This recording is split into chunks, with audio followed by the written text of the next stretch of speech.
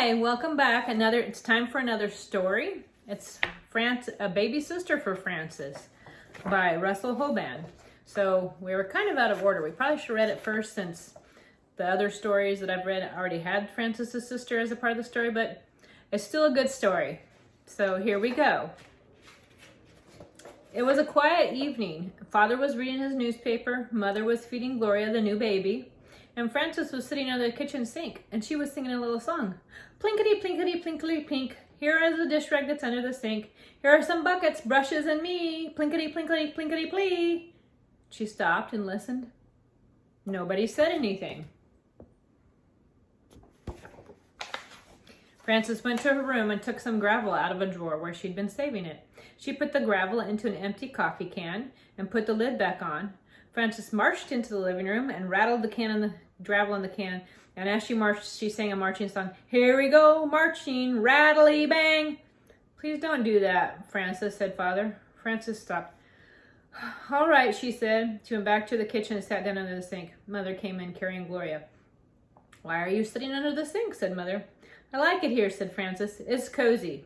Would you like me to help me put Gloria to bed, said Mother.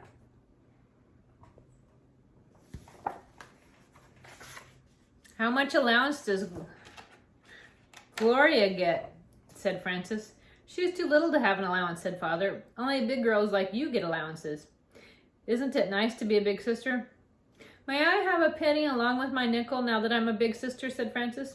Yes, said your father. Now your allowance will be 6 cents a week since you're a big sister. Thank you, said Frances. I know a girl who gets 17 cents a week. She gets 3 nickels and 2 pennies. Well, said Father, it's time for bed now. And Father picked Frances up from under the sink and gave her a piggyback ride to bed. Father and Mother tucked her in and kissed her goodnight. I need my tiny special blanket, said Frances. Mother gave her her tiny special blanket. I need my tricycle and my sled and both teddy bears and my alligator doll, said Frances. Father brought in the tricycle and sled and both teddy bears and the alligator doll. And Mother and Father kissed her goodnight again, and Frances went to sleep. That's an awful lot to be by your bed to sleep. In the morning, Frances got up and washed and began to get dressed for school. Is my blue dress ready to wear? Said Frances. Oh dear, said Mother. I was so busy with Gloria, I didn't have time to iron it, so you'll have to wear your yellow one. Mother buttoned Frances up the back, and then she brushed her hair and put a new ribbon in it and put her breakfast on the table. Why did you slice bananas on my oatmeal, said Frances. Did you forget that I like raisins? No, I did not forget, said Mother, but you finished up the raisins yesterday and I have not been out shopping.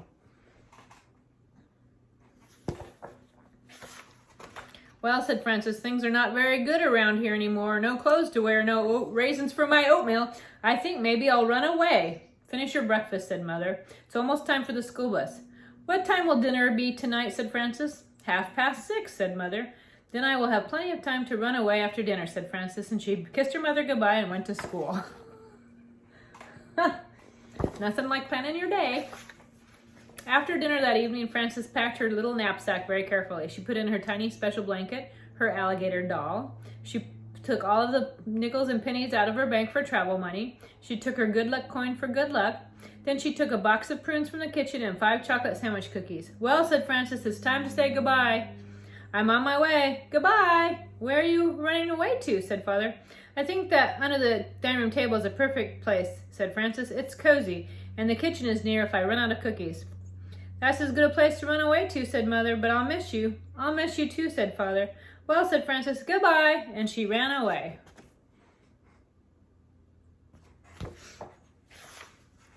Father sat down with his newspaper, and Mother took up the sweater she was knitting. Father put down his newspaper. You know, he said, it's not the same house without Frances. That is exactly what I was thinking, said Mother. The place seems lonesome and empty without her. Frances sat under the dining room table and ate her prunes. Even Gloria, said Mother, as small as she is, can feel the difference. I can hear her crying a little right now, said Father. Well, said Mother, a girl looks up to an older sister. You know that. See Frances under the table. Father picked up his newspaper. Then he put it down again. I miss the songs that Frances used to sing, he said. I was so fond of those silly songs, said Mother.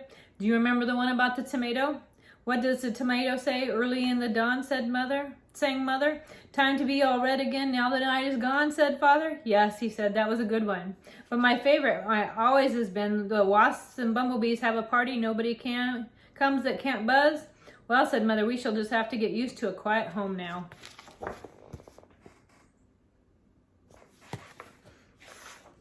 Frances ate 3 of the sandwich cookies and put the other 2 aside for later, and she began to sing. I am poor and hungry here, eating prunes and rice. Living all alone is not really nice. She had no rice, but chocolate sandwich cookies did not sound right for the song. I can almost hear her now, said Father, humming that tune Frances had just sung. She has a charming voice. It's just not a family without Frances, said Mother. Babies are very nice. Goodness knows I like babies, but a baby is not a family. Isn't that a fact, said Father. A family is everybody all together.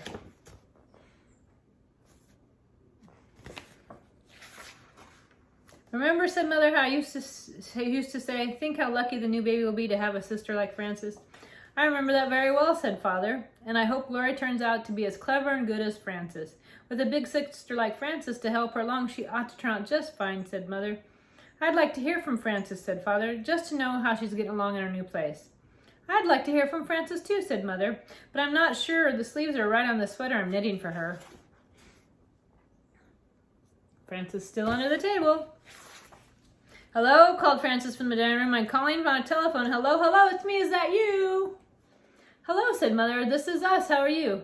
I am fine, said Frances. This is a nice place, but you miss your family when you're away. How are you? We are all well, said Father, but we miss you too. I will be home soon, said Frances, and she hung up.